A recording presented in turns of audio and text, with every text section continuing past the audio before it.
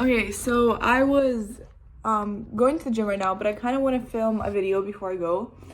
And what I wanted to talk today is about being in your own heads too much, because I feel like this is such a subconscious part of our own heads where we make a situation times 10 of it than it actually is, and we might overthink a certain topic, and you kind of get into a vicious cycle, and the only person who knows what's going on inside your head is you.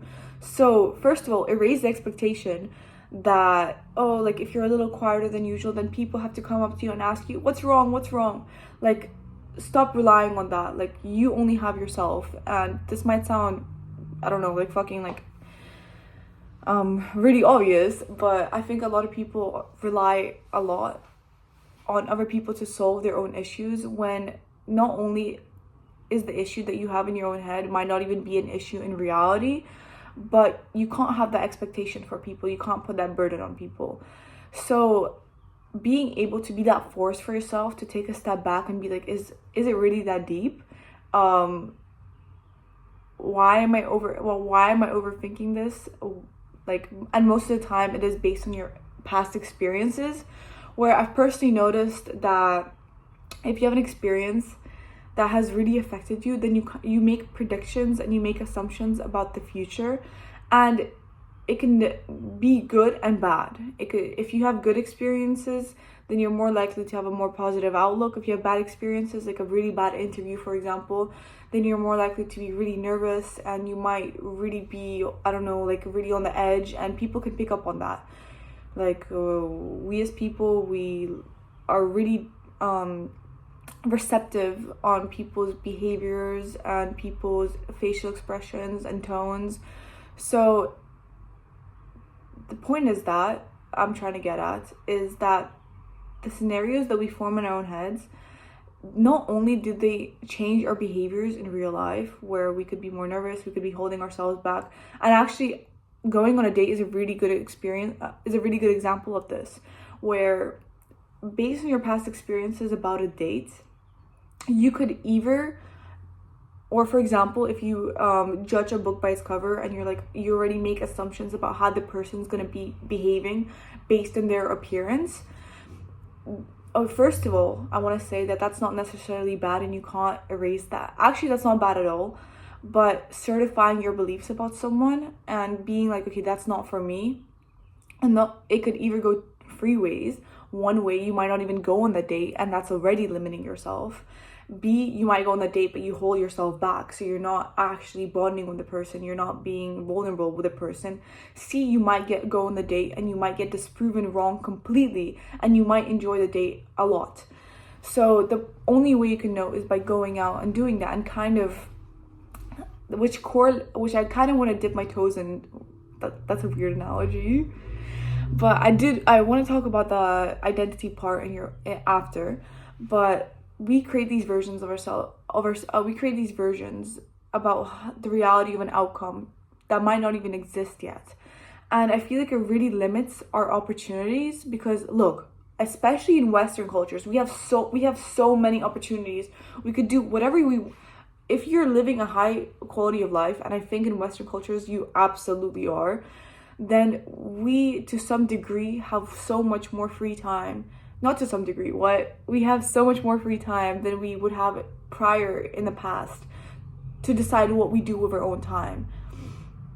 And also with opportunities, we have so many more opportunities, and I feel like we form these barriers in our own minds about how it is we should behave, what we should be doing, what we shouldn't be doing, and not only in our own heads, but also pleasing our family, and pleasing and not going away from the herd, from like your friend group. If they're all doing something, then you feel like you have to fit in.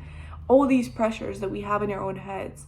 And sometimes it's important, because only you know what's going on inside your own head. Only I know what's going on inside my own head. You can't have the expectation for people to come and fix your problems. That's A. B, you have to realize sometimes and ask yourself the question, am I doing too much? Am I thinking too deep into this? Is this something that should be taking my time? And being aware of what topics you kind of overthink is really valuable, because then you could be that force for yourself to be like, like I'm doing it again, you know? The correlation with your thoughts and how you actually behave, and in result your actions and what you put yourself into, it's such a big correlation. And I think this underlying societal standard that we have, and I know it sounded crazy right there, but the standard that we have is that we already know what we have to think about. We already know, and we shouldn't be questioning all these things, because everyone thinks, obviously. But have you ever asked the question of, what is it that you think about? What is it that you put your time into? Are you overthinking, what am I going to have for dinner? Are you overthinking, what should I get? What shopping should I go and do today?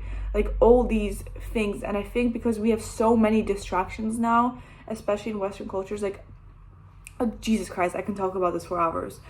But before I go into that, and I know some people get mad at me for actually whatever, I'm just gonna do it. But the point is that we have so many distractions in especially Western cultures, and even in developing countries now, to be honest, about, with all the social media, with all the different brands, with all the different businesses telling you to go buy this. Our brains were not wired to be able to handle all this cognitive overload. And it kind of sends us into a bit of a paralysis, because then we start questioning ourselves. And this is an interesting thing where yesterday I kind of wanted to see where it would get me if I questioned every single thing that I did yesterday. And what I can tell you from that is it drove me crazy. I asked myself the question of, why did I go to this restaurant instead of that? Why did I pick this menu item instead of that? Why did I choose this outfit instead of that? And not only does it drive you to be in your own head so much, and that's what I'm trying to get at, is that you have to be that force for yourself to be like, bro, like, come on, like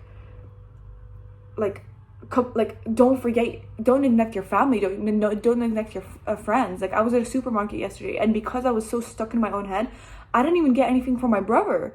But then I went back and I reminded myself, like, what am I doing? So I went back and got him something. But the only reason I was able to do that is because I was able to take a step back and be like, holy shit, like, I'm so enveloped in my own head, where it's affecting how I behave towards other people.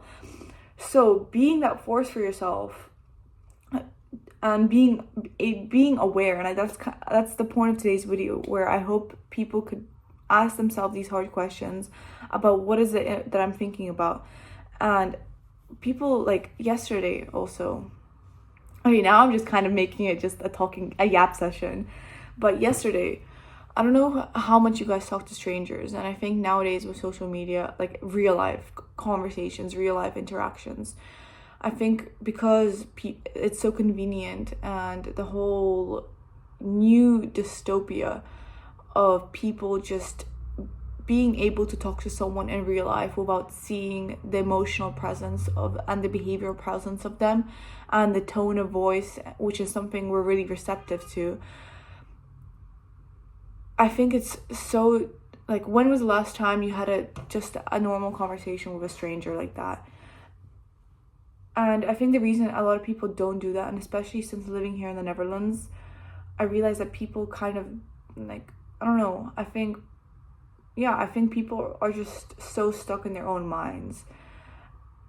And it is really important to just be able to take that step back and ask yourself, why do I even need this? Is it even me? Like, why do I need to be overthinking what I'm fucking having for dinner? You know, like, there's so much more to life to that. And I want to end it on this note which, to be honest, damn it, I didn't go into the identity thing, which was an interesting thing. Okay, I don't want to make the video too long, but enough yapping. I'm gonna end it on this note, but it's not, just realize a lot of the times, most of the time, it's never that deep. So just enjoy life. And damn, that's a crazy message to end it on. But generally, spend time with your family, spend time with your friends, go experience new things.